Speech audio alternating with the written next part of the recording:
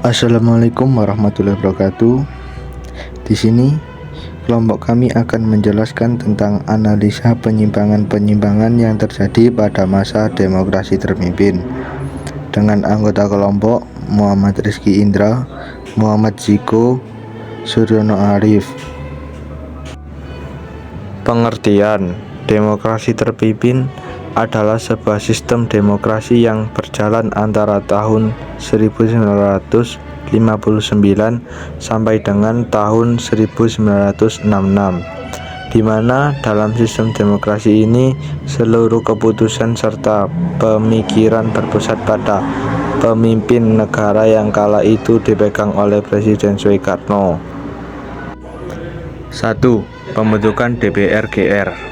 Presiden Soekarno membubarkan DPR hasil pemilu 1955 dengan menunjuk anggota DPR-GR atau Dewan Perwakilan Rakyat gotong royong.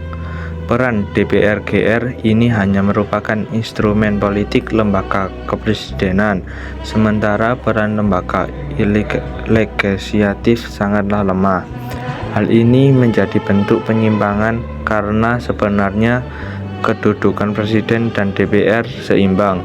Seharusnya Presiden tidak dapat membubarkan DPR dan DPR juga tidak bisa menghentikan Presiden Soekarno.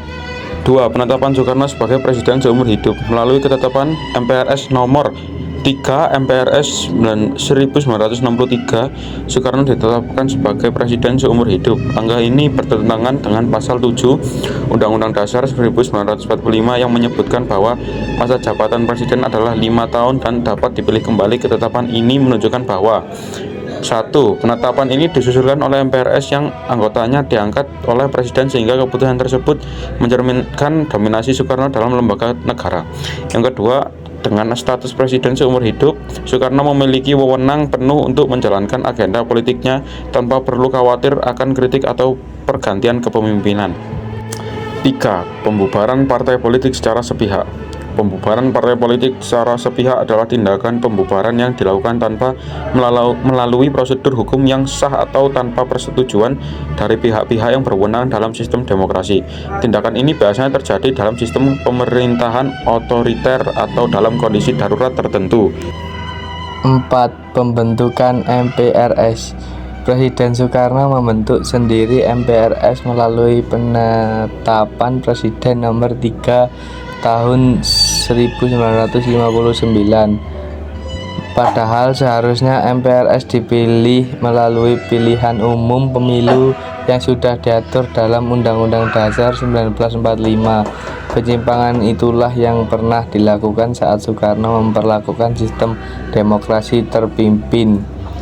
Pemberlakuan sistem ini justru membuat pemerintahannya terkesan otoriter atas kebijakan-kebijakan yang dibuat olehnya. Selain penyimpangan terhadap Pancasila dan Undang-Undang Dasar 1945, Soekarno juga membuat penyimpangan terhadap politik luar negeri. 5. Indonesia membagi kekuatan politik dunia menjadi 2. 1. NEFO, New Emerging Forces, yaitu negara-negara baru penentang imperialisme dan kapitalisme. Menurut Soekarno, NEFO adalah negara-negara yang baru, merdeka, dan cenderung berpaham sosialisasi. Bisa dibilang NEFO adalah negara-negara Asia, Afrika, Amerika Latin, serta negara-negara berpaham sosialis. 2. OLDEFO, Old Established Forces, yaitu negara-negara barat yang menganut imperialisme dan kapitalisme, misalnya seperti Amerika Serikat, Inggris, dan negara-negara kapitalis lainnya.